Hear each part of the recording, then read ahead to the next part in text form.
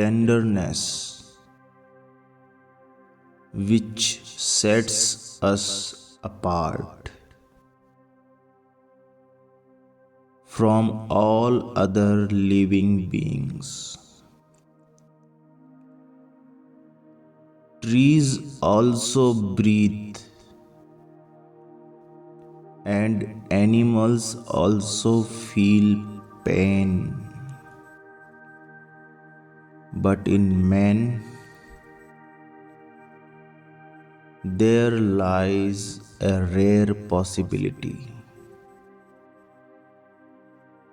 that he can expand his sensitivity to the infinity, that he can awaken so deeply that he can listen not only to his own heartbeat but to the vibration of the entire existence. And because of this possibility, man has been called the Supreme Being.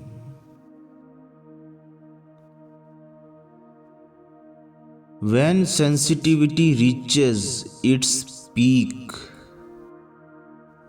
the world emerges from the mist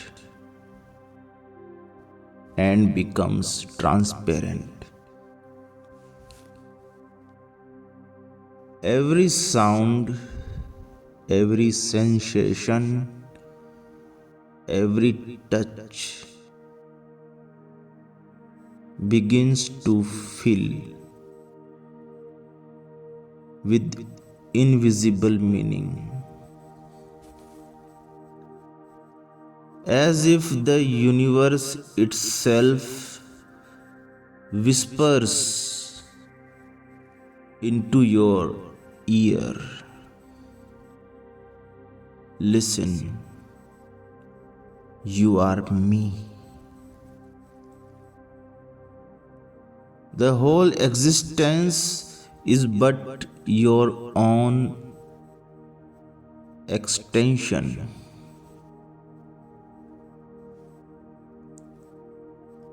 But this hearing, this seeing becomes possible only when you begin to see yourself. When you start to observe the movement of your body, the wave of your mind, your own reactions,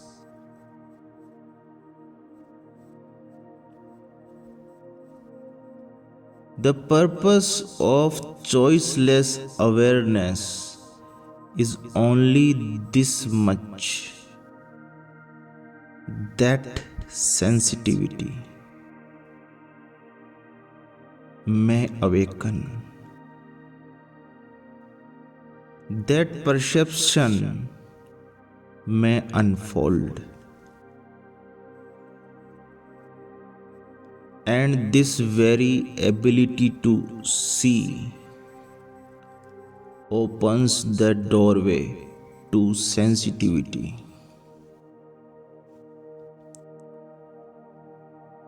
Thoughts will arise, emotions will surge, but don't hold them, don't suppress them. Just watch as clouds float in the sky, yet the sky remains untouched. When this art of seeing matures, sensitivity ceases to be mechanical. It becomes alive. It is something like holding the reins of a horse in your hands. You do not try to stop the horse, you simply attune to its rhythm. The horse is your mind. The same mind, the same ego from which you try to be free. If you remain aware, that very energy, that very force begins to come under its own balance. Sensitivity too is the same if it remains under the awareness. It gains direction. Otherwise, the same energy misleads you. True control does not come from command. It comes from the silent glance of the eyes of awareness.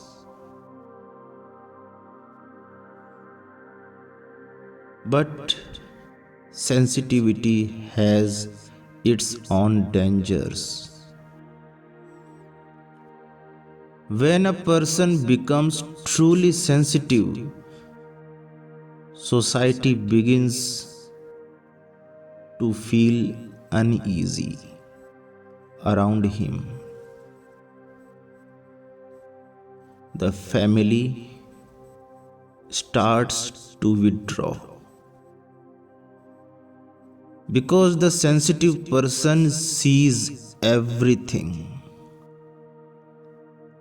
that others wish to hide. He says aloud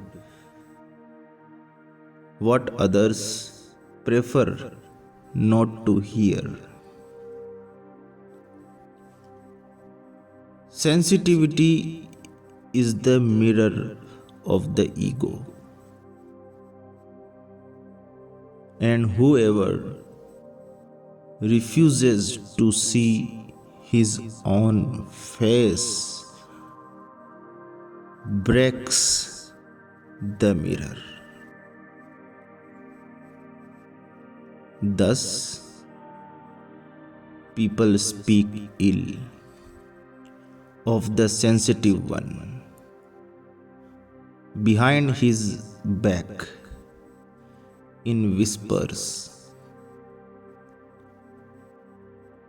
because if sensitivity grows too much,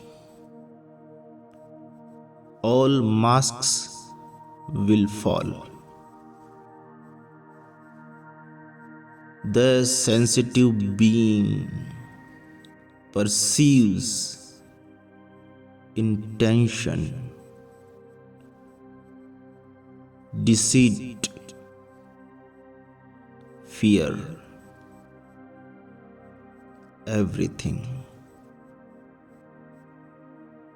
For no deceit can survive in light. Society fears sensitivity. It tries to suppress it, sometimes by mockery, sometimes by advice. It says, do something, get a job. Don't sit and think all day. But in truth, it is trying to save its own sleep. Because if sensitivity spreads, its slumber will be broken. Just imagine in a pot, rice is cooking. You do not empty the whole pot, you just take two grains and know cooked or not. That is sensitivity.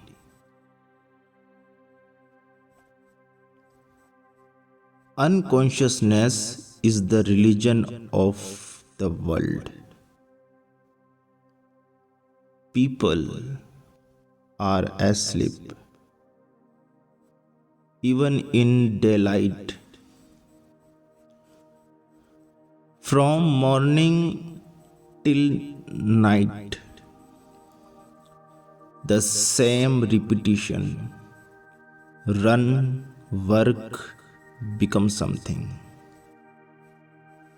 The sensitive person is different. He needs not more possessions. He seeks not more fame. Because the desire for more simply disappears. He lives with limited needs. Yet his understanding is infinite. And that very thing disturbs the world. That someone so ordinary, without running, without showing off, can still be content. The mind says this is wrong, and then society throws stones at him, stones of words, taunts, accusations. This caution must be remembered by every seeker walking the path of truth or dharma. Because the world is not yet awake, it is dreaming, a dream in which God is dead. Only symbol remains, names, rituals, worship, but the soul is lost. Whoever is sensitive stands against this matrix of illusion. He is not the enemy of man, but of man's sleep, for he wants to awaken him. Therefore, such sensitivity must be developed, but with care, so that the ego of the world is not hurt. Seeing everything, knowing everything, still one must remain silent. Sometimes the mind will say, There is injustice in society. Let us bring revolution. Let us try to tell the truth, but in trying to awaken others, if you lose your own sensitivity, that will be the greatest mistake. Sensitivity itself is divinity, and the one who has become divine, who has reached the higher consciousness, why should he again descend into the mud from which he has already emerged? Therefore, the seeker must remain caution, must remain aware. Protect the lamp of sensitivity. Even a small wind and this lamp will go out. Here, the point is not about compassion or pity, that we have to save the world. The point is that the sensitivity which has awakened within the seeker must be protected. Therefore, even without helping, you will truly be helping. Even without speaking truth, you will silently reveal truth. Even without saying anything, you will have said everything. Because sensitivity spreads without words. People just by seeing you begin to enter the same space where only you are, silent, still, unmoved, like the sky itself, vast, untouched, eternal.